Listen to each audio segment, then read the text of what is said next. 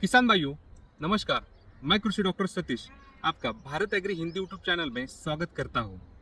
किसान भाइयों, यदि आपके पास गोबर खाद नहीं है तो ऐसे में हम क्या कर सकते हैं, गोबर खाद के लिए कौन से विकल्प है या ऑप्शन है, तो यह जानकारी आज इस वीडियो में हम जान लेंगे। तो इसमें जो विकल्प है उनके नाम, उपयोग की मात्रा और खेत में इस्तेमाल करने के बाद हमें क्या फायदा होता है, इसलिए वीडियो अंत तक देखें। और आप Bharat agri Hindi YouTube channel पे नए हैं तो चैनल को सब्सक्राइब करना न भूलें।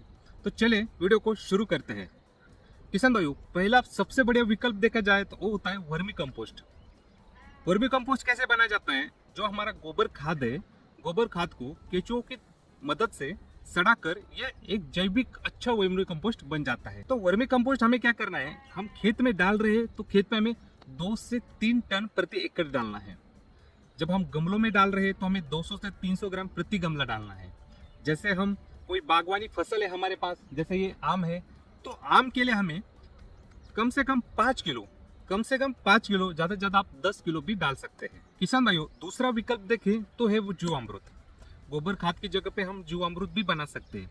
जीवामृत बनाने के लिए हमें गोमूत्र, गोबर, गुड़, बेसन, मेड़ पे जो मिट्टी होती है वो मिट्टी, ये सब हम 200 लीटर पानी में मिलाकर हम जीवामृत बना सकते हैं। जीवामृत आप 7 दिन तक यूज कर सकते हैं, यानी बनाने के बाद 7 दिन के पहले आपको यूज करना है।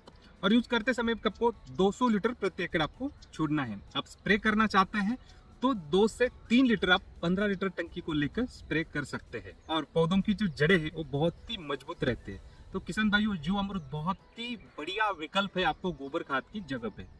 तीसरा जो विकल्प है वो है घन जीवामृत। ये जीवामृत का ही रूप होता है जो धीमे धीमे पोषण देता है। इसके फायदे देखे जाए तो मिट्टी में जीवाणु या बैक्टीरिया की संख्या बढ़ाता है, वैसे मिट्टी में भुरभुरापन बढ़ाता है। चौथा विकल्प देखा जाए तो किसान भाइयों, जहाँ आपके पास जो बायोगैस प्लांट है, किसी किसान भाइयों के पास बायोगैस प्लांट है, तो उनसे जैविक खाद मिलती है हमें, तो उसे कहते हैं बायोगैस स्लरी। ये जो बायोगैस स्लरी है, इसके उपयोग की मात्रा देखें तो हम 200 से 600 लीटर भी हम पानी सिंचाई के साथ इसे छोड़ सकते हैं। जैसे आपके पास ड्रिप है तो ड्रिप के साथ छोड़ दीजिए। जैसे आप बहाव से छोड़ रहे हैं तो बहाव के पानी के साथ 200 से 600 लीटर आपको प्रति एकड़ छोड़ना है। बायोगैस जो स्लरी है आप 15 दिन में भी एक बार छोड़ सकते हैं। आपके पास बागवानी है तो हर पानी के साथ भी आप उसे छोड़ सकते हैं।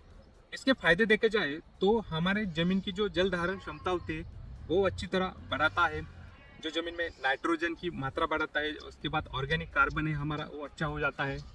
हमारे पास खाद होता है, गोबर खाद होता है, तो उसे सड़ने के लिए हम डिकम्पोस्टिंग बैक्टीरिया यूज करते हैं। ये एक प्रकार के बैक्टीरिया होते हैं, वैसे ही हम ये बैक्टीरिया हमारे जमीन में भी यूज कर सकते हैं। तो हमें क्या करना है, डिकम्पोस्टिंग बैक्टीरिया में हमें वो 2 लीटर लेने हैं, 200 लीटर पानी लेना है, उसमें डिकम्पोस्टिंग बैक्टीरिया 2 लीटर डालना है।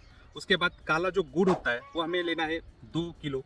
ये सब मिश्रण हमें अच्छी तरह रात भर भिगो के रखना है और दूसरे दिन खड़ी खेत में आप छोड़ सकते हैं। इसके फायदे देखें तो आपके खेत में पिछली फसल के जो अवशेष बचे हुए होते हैं वो सड़ने के लिए ये मदद करता है और वो जल्दी सड़ जाते हैं। इसकी वजह से हमारे खेत में हमें एक अच्छी तरह की खाद मिल जाती है, जैसे उसमें नाइट्रोजन, फास्फोरस और पोटाश होता है।